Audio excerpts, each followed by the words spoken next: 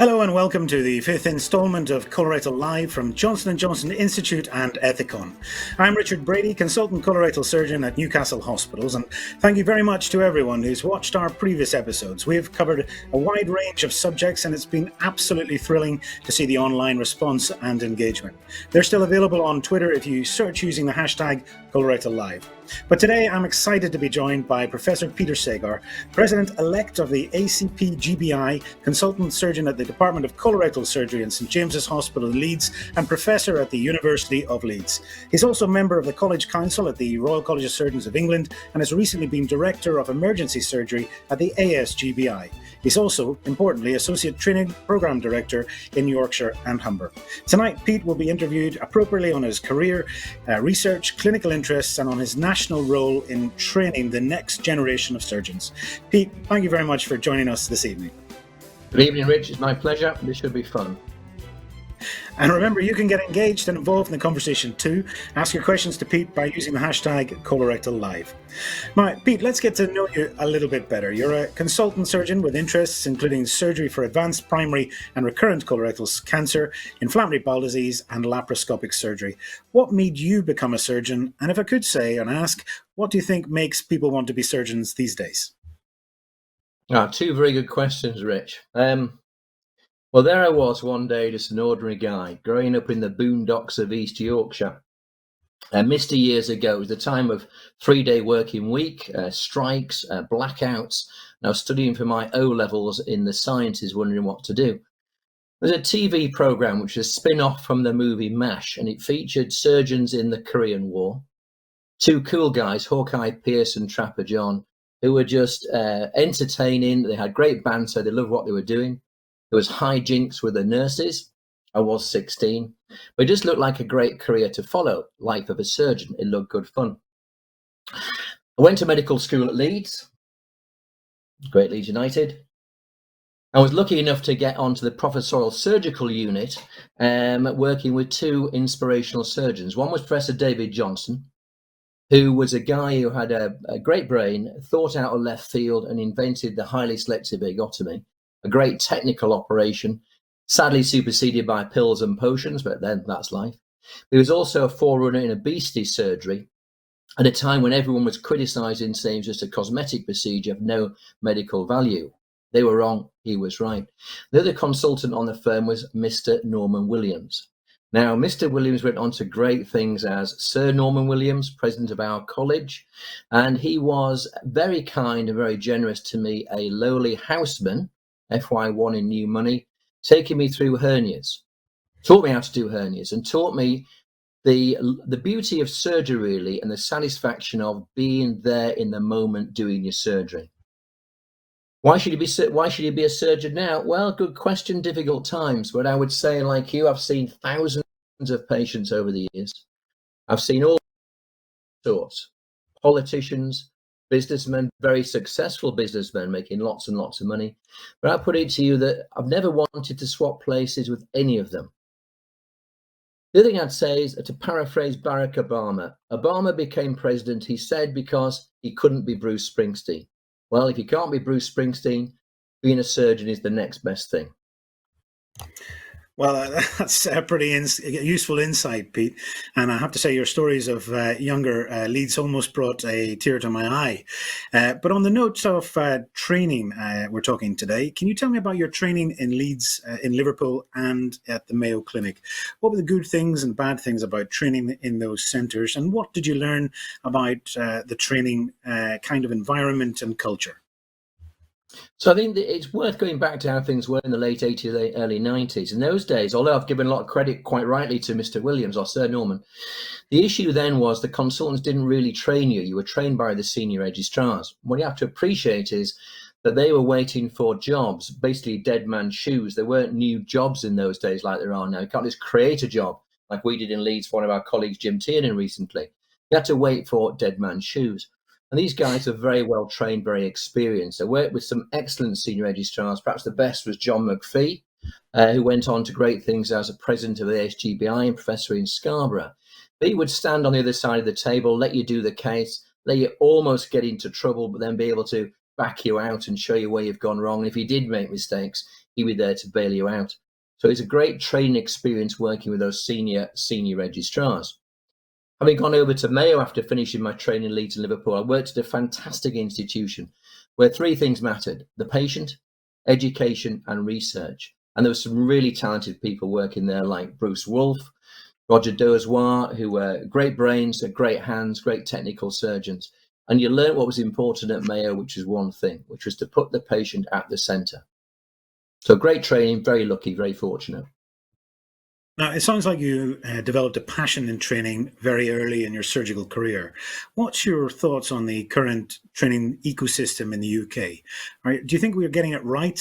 How do you think we should train modern surgeons? And do all surgeons need to be trainers? Good question. Tell the story. Late 90s, 1999, I think it was. My wife and I were very lucky to get tickets for Wimbledon for Centre Court finals day. We got the men's and the women's final on one Sunday.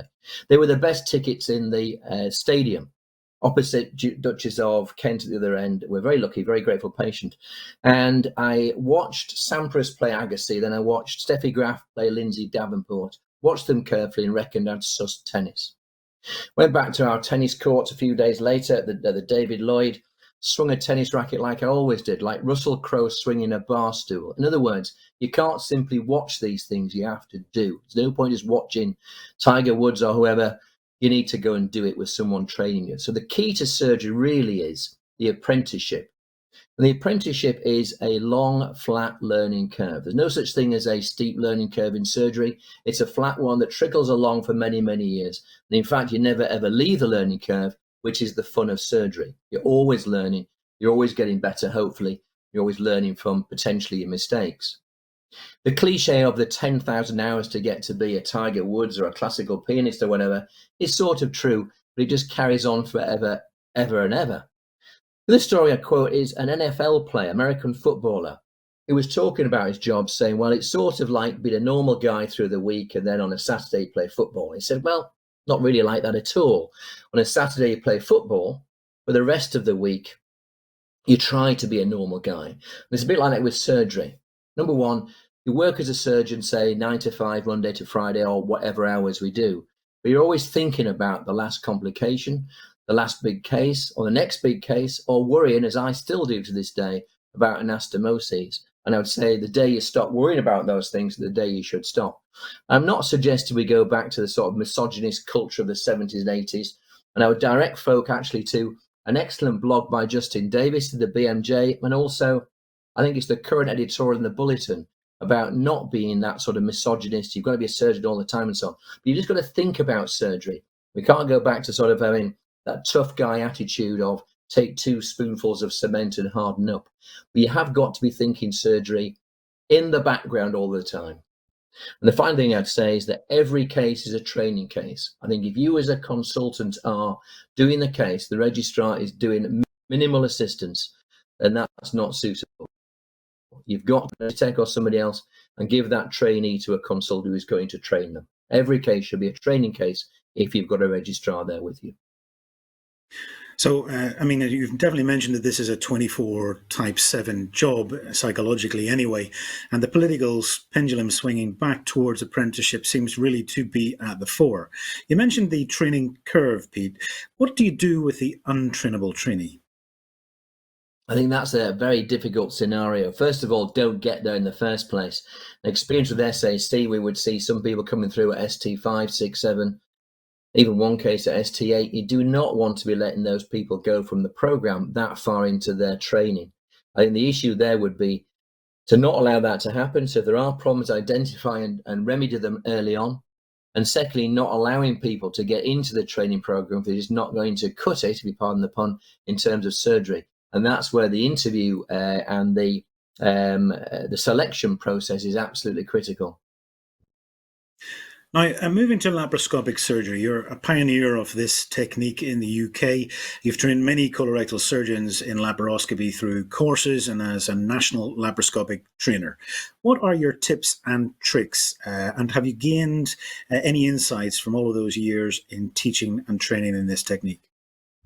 I think it's worth appreciating the history of laparoscopic surgery. So we started in the late 80s with the gallbladders. Colorectal didn't really get going to the mid-90s. For obvious reasons, it was difficult, and it was really difficult. And to be fair, my generation weren't trained. We basically had to learn on the spot.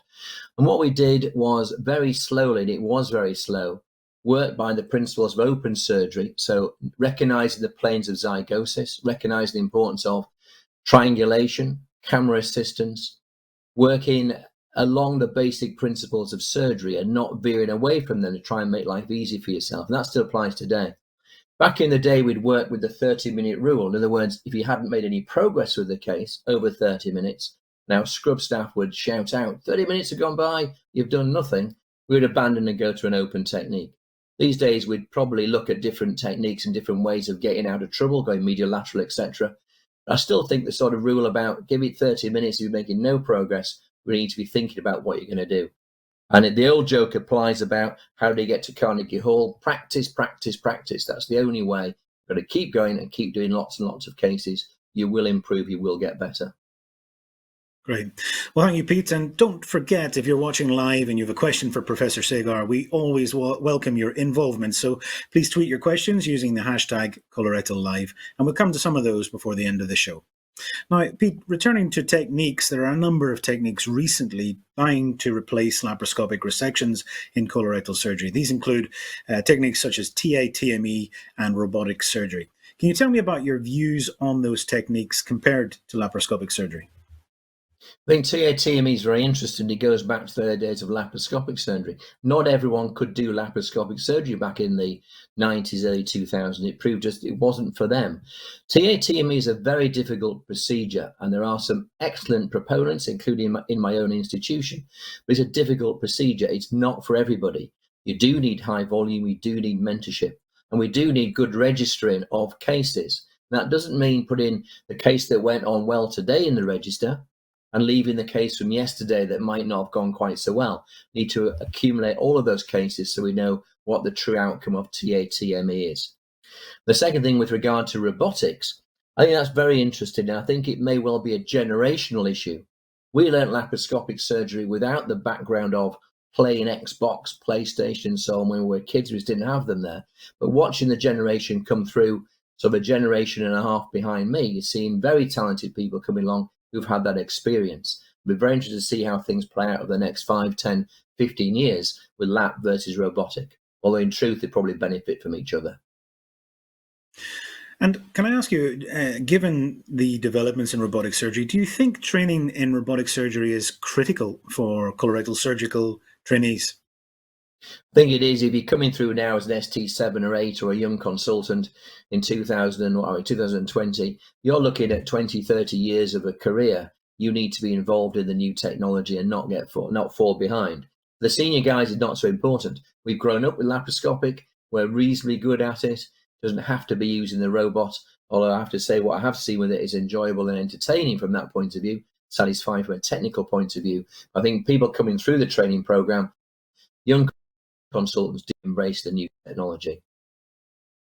And sticking with training within these techniques, such as TATME and robotic surgery, how should we be organising the training in the current NHS UK setting? So the critical thing is Royal College of Surgeons as a regulatory board, and the SSAs, ACP, etc., as the specialty associations determine how we should be taking things forward. There's no place for the maverick having a go at various things these days. You need to be supervised, and that supervision should be directed by the college, stroke the SSAs, and also working very closely with industry, as we have been lucky enough to do over the last 20 years, so you can work with their equipment, give them advice about what we need and what can be developed, and take the specialty forward. Now, Pete, you started in research very early in your career. What do you think about the current research ecosystem in the UK? Is it productive? Is it working? So nothing equips a surgeon better for a career in surgery than doing a well-conducted, well-designed research project. It's very satisfying to start at the start and come up with the grant application, work through the traumas of the grant application, get the research done and come to a good conclusion and see that published. But it's difficult. Writing grants is a time-consuming, slow procedure. doesn't always come with a positive outcome of £1 million from NIHR. Hopefully you will get that, but it's difficult, very disappointing when the grants get bounced. I also think it's a shame we've lost the academic departments we used to have. Here's me harking back to the old days, but we had a very productive academic department in Leeds and in many centres in the country. And a lot of that has gone. That's despite people like my esteemed colleague and good friend, Professor Jane, working very hard to develop an excellent department here in Leeds. We need more departments like that, not just a few that are scattered around the country as it stands.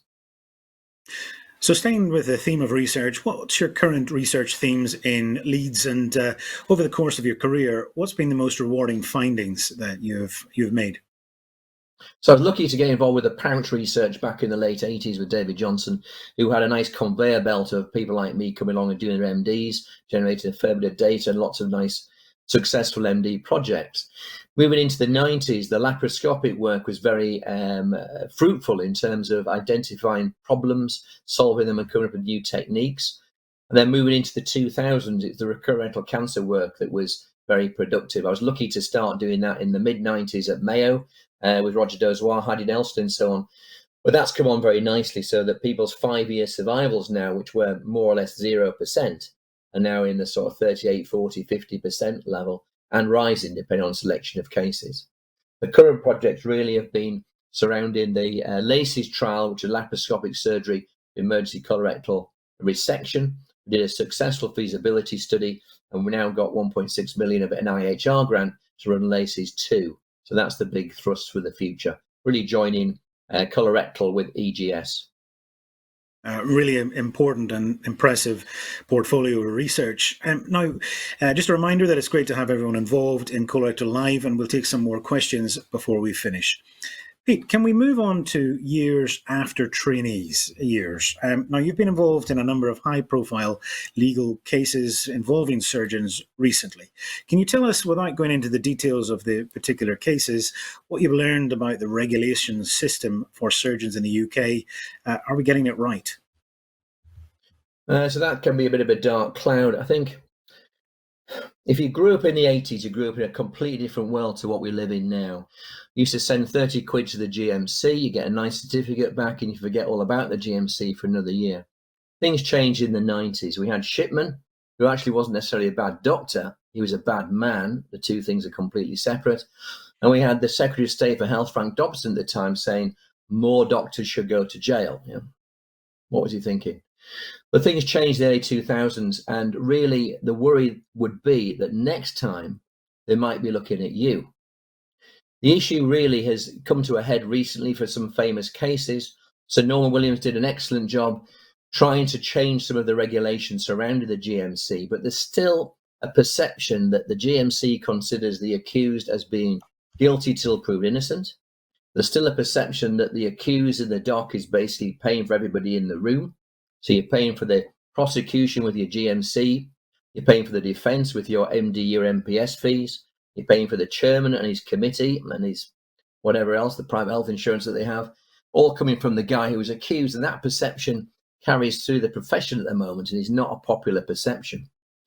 Perhaps on the plus side, for various reasons, I've been through about 350 tribunals of the GMC, and less than 1% are clinical. The reasons it used to be when I was in medical school. So alcohol, addiction, fraud, inappropriate behaviour.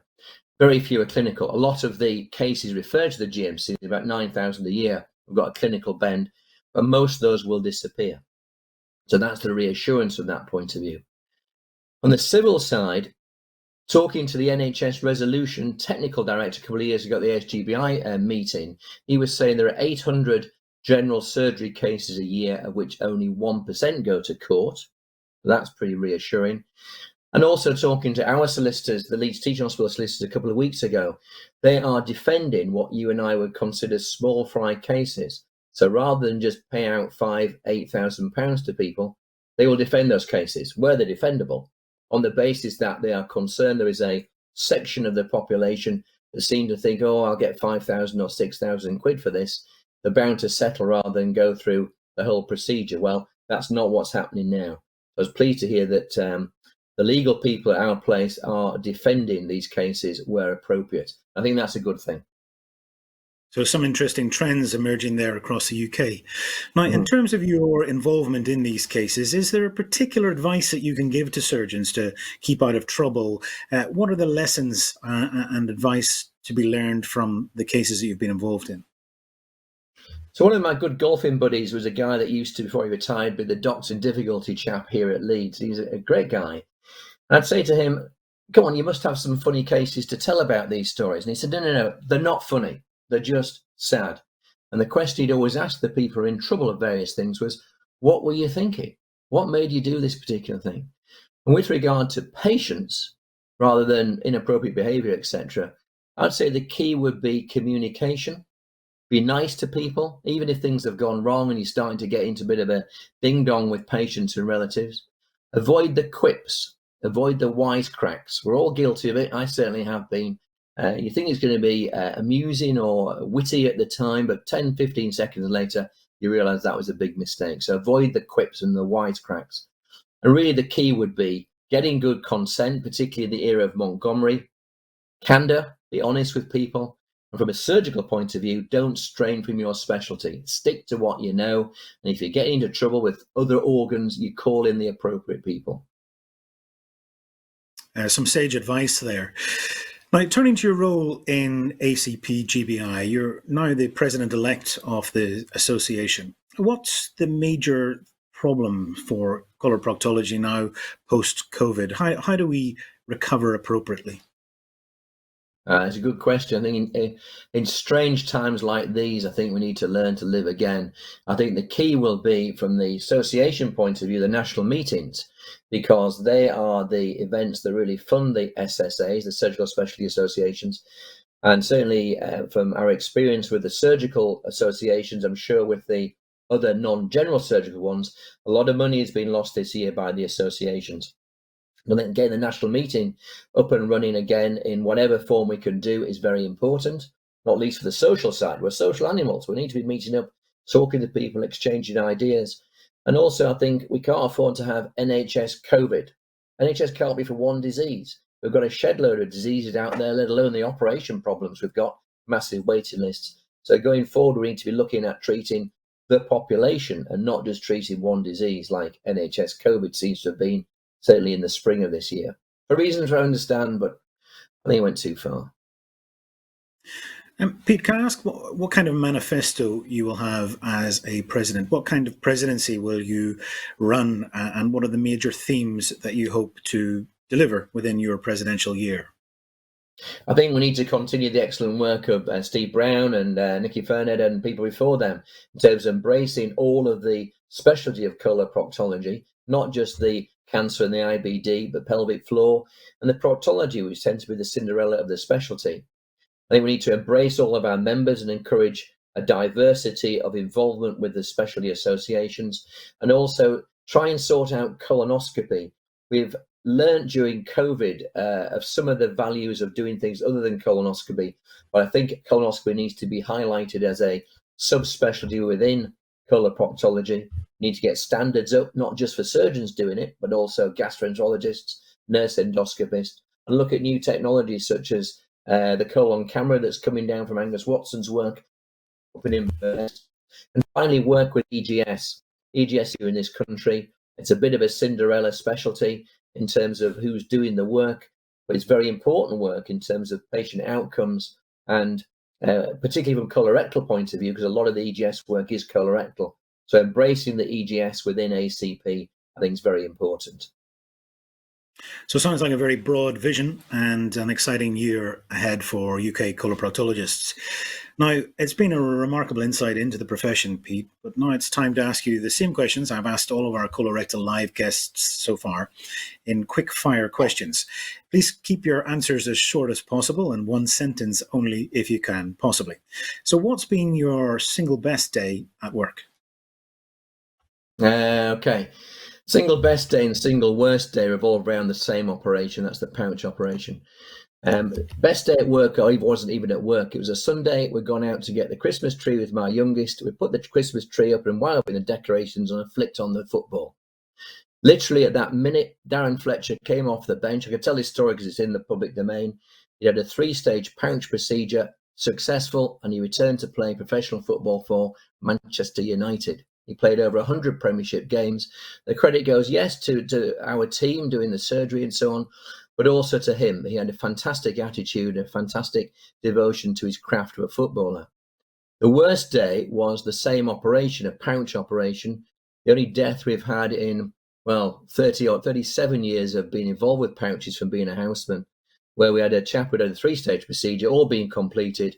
He died of sepsis from his chest, mostly from his immunocompromised state, but that was the worst case we had, the only death we've had for a pouch operation. So the ecstasy and the agony of one operation.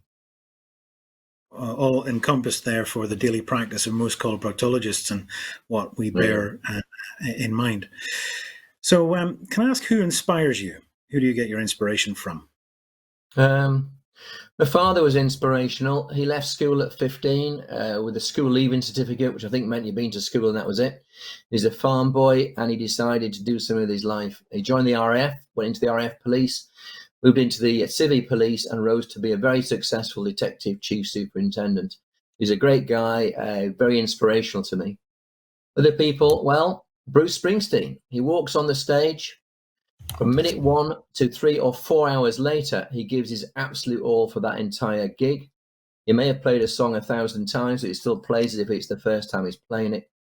And the other person is Winston Churchill. Now, he's not very fashionable with some sections of society, but they are wrong, because Churchill is inspirational in the sense that he aimed high. He worked very hard. He made some mistakes. We all make mistakes. As Einstein says, even geniuses make mistakes. But he didn't let the meannesses of life get to him. So the sort of revenge or vendettas, dirty tricks, blaming other people were never part of his act. He did embrace the joys of life. So Churchill, I'm sure that'll get some attention on Twitter. He was a great man. And I think we're again looking forward to your year as president, Pete, very Churchillian. It also describes a great dinner party. And I should have really known the hint about Springsteen from the guitar in the background, which maybe we'll come to in short time. What's the worst piece of advice you've ever been given? Just say exactly what you're thinking. I've done that a few times and regretted it. There are times when you should shut up. Yeah, I hear you on that front. And what kind of books do you read? What's your favorite genre or authors? John le Carré, fantastic characterization. Robert Harris, Story is King. And this will sound like it's straight out of Sue's Corner from Private Eye, but Shakespeare. My wife and I decided a few years ago, 2008, that we knew nothing about this fella Shakespeare. So decided to A, read all of his plays, and B, more importantly, go and see all of them. It took 9 years, but we got there in the end. And I swear you found the key to the universe in the complete works of Shakespeare. Oh, and the lyrics of Bob Dylan too. Got it. So apart from Bob Dylan, Shakespeare and Springsteen, how do you switch off? A hard day at work at school. Hard day at work, I'll go home. I'll sit at the piano and I'll play some good rocking rhythm and blues. Very loud. Got it. Can I ask you, across your career, what would you like to be known for most? I think our greatest achievement is bringing up the 3 most amazingest kids in the world. 2 went into medicine, 1 went into law, but there's a black sheep in every family. Really, the fellows.